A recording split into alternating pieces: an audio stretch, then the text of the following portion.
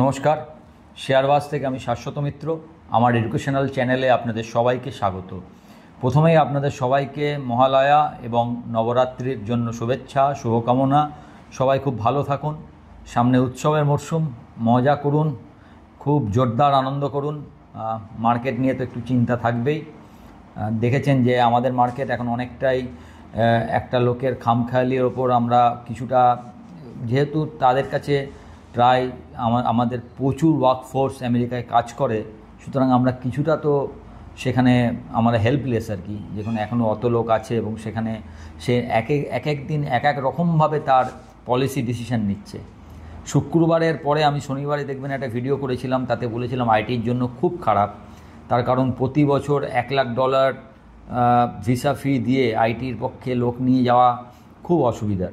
যাই হোক, সেটা ক্ল্যারিফিকেশান এসছে যে এটা প্রতি বছর লাগবে না, এটা একবার ওয়ান টাইম ফি এবং শুধুমাত্র নতুনদের লাগবে। যাদের অলরেডি H1B ভিসা আছে তাদেরও লাগবে না।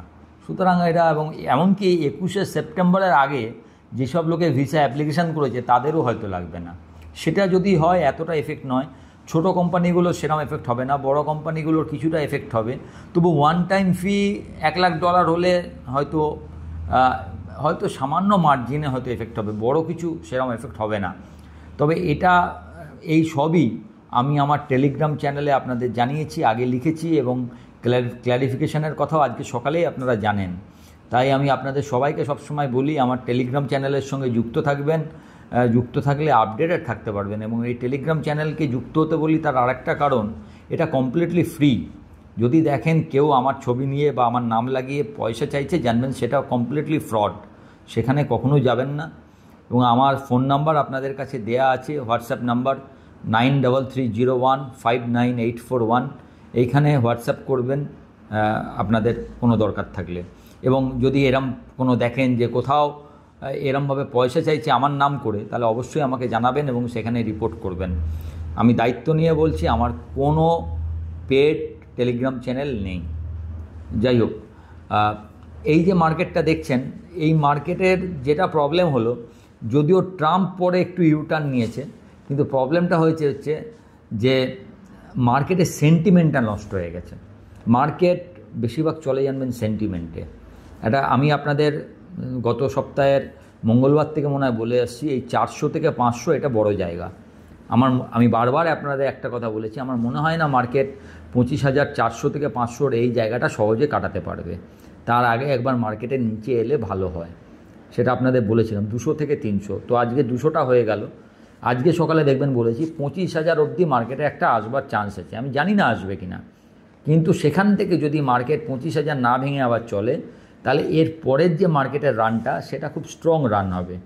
So hope for the best যে এখানে মার্কেট 25,000 একবার সাপোর্ট নেবে, যদি না এর মধ্যে আবার কিছু খারাপ খবর আসে।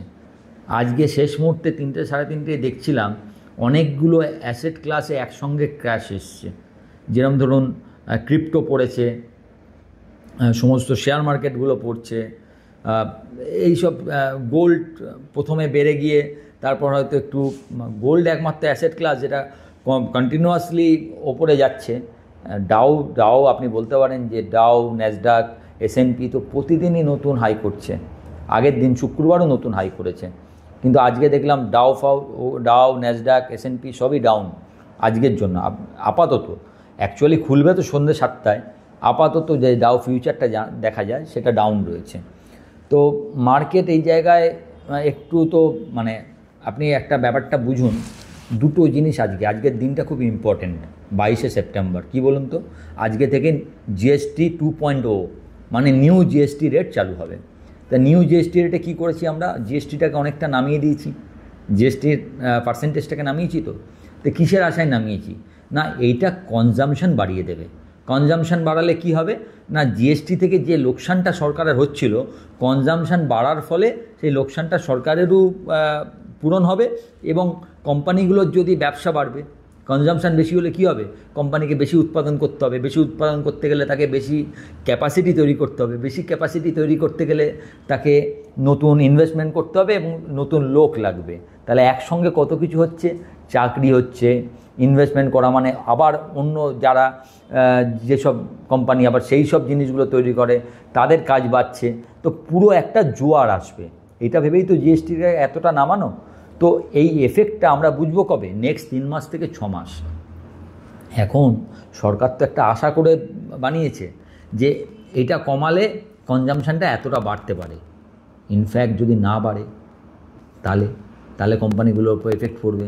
সেক্ষেত্রে আজকে নিফটি যে জায়গায় আছে সেই জায়গাটাই তো বেশি। আপনি যদি আপনার মেন বেসটা কি বলুন তো, শেয়ার মার্কেটে বেসটা হচ্ছে কোম্পানির রেজাল্ট। আমরা অনেক কিছু ভাবতে পারি, এটা হবে ওটা হবে, কোম্পানি এই করবে ওই করবে, তার প্রমাণটা কি? কোম্পানির রেজাল্ট কীরকম করছে, তার ভ্যালুয়েশন কী আছে, তার আয় কত, ব্যয় কত, তার কাছে টাকা আছে, উদ্বৃত্ত টাকা আছে কি না, না তার ধার বেশি আছে। এইটা হচ্ছে বেস।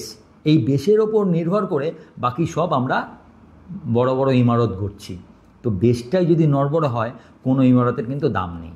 তাহলে বেস হচ্ছে আমরা জানতে পারবো next 3 months is litmus test, যে এই বেসটা ভালো হচ্ছে কিনা, কোম্পানির আয় বাড়বে কিনা, প্রফিটেবিলিটি বাড়বে কিনা। এগুলো যদি বাড়ে সেক্ষেত্রে এই মার্কেট অনেক অনেক দূর যাবে, এবং সেটা বাড়বে বলেই সরকার আশা করছে। কিন্তু সেইটা আমরা জানতে পারবো, তো সেই জায়গাগুলোকে দেখতে হবে। এফআইআইয়ের একটা জিনিস আপনারা দেখেছেন, এফআইআই কন্টিনিউয়াসলি সেলিং করে এসছে। মাঝখানে একটুখানি বাইং ফিউচারে করেছিল 13.56 অবধি গিয়ে কালকে আবার 12.5-এ এসছে। কালকের ক্যাশ মার্কেটের বাইং সত্ত্বেও আবার ফিউচার মার্কেটে সেল করে মোট 800 কোটি টাকার মতো সেল করেছে ধরুন। এখন এফআইআই এই সপ্তাহে যেটা করেছে মানে ইভেন্ট অড, মানে একদিন বাই করেছে একদিন সেল করেছে, সেই হিসাবে আজকেরটা, তবে আজকের মার্কেট দেখে মনে হচ্ছে না আজকে এফআইআইয়ের বাইং আসবে। এবং এফআইআইতে ছাড়াই আমরা এই জায়গায় পৌঁছেছি। ডিআইআই টানা 19 দিন বাই করেছে, আজকে ছাড়া 19 দিন। তো ডিআইআই কমপ্লিটলি রিটেলারকে যতটা দেবার দিচ্ছে, কিন্তু আপনি দেখবেন যে আমরা কিন্তু স্মল ক্যাপ বা মিড ক্যাপ আজকেই প্রথম পড়লো, টুডে অনলি। এর আগে কিন্তু স্মল ক্যাপ বা মিড ক্যাপ ডাউন হয়নি, শুধুমাত্র ইন্ডেক্স একটু ডাউন হয়েছিল দুদিনে। ব্যাঙ্ক নিফটি আগের দিন আর আজকে ডাউন হলো। ব্যাঙ্ক নিফটি 50 ডিএমএটা কিন্তু আগের দিনই ভেঙেছিল, আজকে তার থেকে একটু নিচে আছে। এখন এই 25,200 লেভেলটা একটা বড় জায়গা। এরপরে মেন সাপোর্টের লেভেল হচ্ছে আমাদের আদি অকৃত্রিম 25,000, অনেকে বলছে না, সবচেয়ে বড় সাপোর্টের জায়গা হচ্ছে আমাদের, যেখান থেকে বারবার আমরা সাপোর্ট নিয়েছি, মানে 24,800 থেকে 850, তারপরে 25,000। তো ইমিডিয়েটলি 25,000 কালকে আপনাকে সাপোর্টের কাজ করবে। কালকে কিন্তু যদি মার্কেটটা কোনো কারণে 25,250-এর ওপরে খুলতে পারে, সেক্ষেত্রে মার্কেটে কিন্তু একটু স্ট্রেন দেখাতে পারে।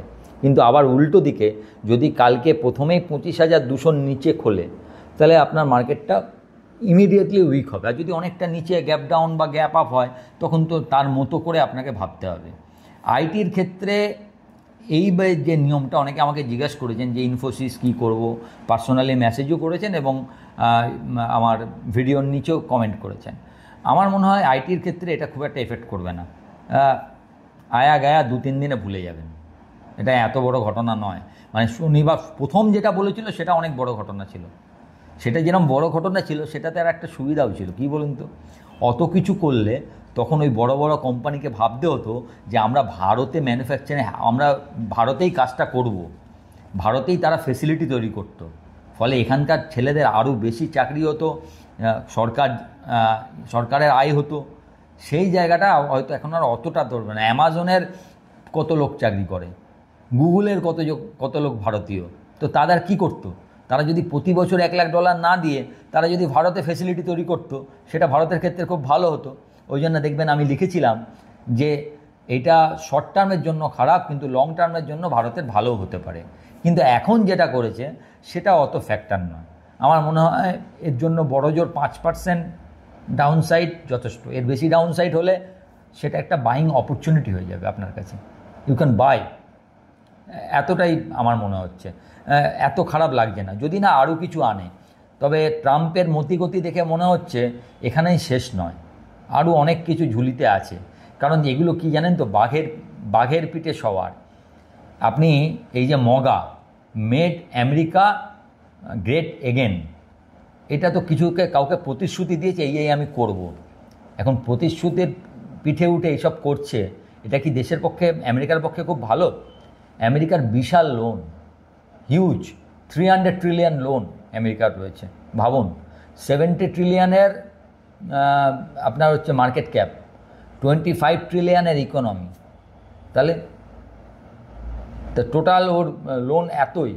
এবং বারবার রিসেশনের জন্য বড় বড় ব্যাংক সতর্ক করছে, বড় বড় ব্যাংক বলছে যে রিসেশনের জন্য আপনারা করুন। একটা স্ট্যাগফ্লেশনের অবস্থায় চলে গেছে আমেরিকা। কিন্তু বুঝতেই পারছেন, আপনি এর ওপরে সওয়ার হয়েছেন, আপনি দেশের চাকরি দেবেন, দেশের লোক পাবে, বাকি সবাই ফালতু, এই যে একটা জায়গার ওপর ট্রাম্প রয়েছেন। যদি ভালো হয় তো ভালো, কিন্তু আমার মনে হয় না এটা একটা বড় লং রানে কোনো ফ্রুটফুল কিছু করবে বলে। তো লেটস সি। আমাদের মার্কেট আপাতত আমার মনে হচ্ছে একটু ডাউনসাইড হলো, এটা হয়তো 25,000 অবধি যেতে পারে, খুব ওয়ার্স্ট কেসে 24,800। আর যদি এখান থেকে ঘুরে ওয়েল অ্যান্ড গুড, মার্কেট ওপরে যায়, সবাই চায়। কিন্তু মার্কেট আবার পজিটিভ হবে হচ্ছে যদি আমরা ইমিডিয়েট যে হাইটা করেছিলাম 24,448.95 সেটাকে পেরোতে পারি, তখন মার্কেটের একটা জোর দেখা যাবে। কারণ এত সব খবরকে ডাইজেস্ট করেও এর ওপরে যাওয়া, সে মার্কেটকে জোর সেটাকে পরিলক্ষিত হবে।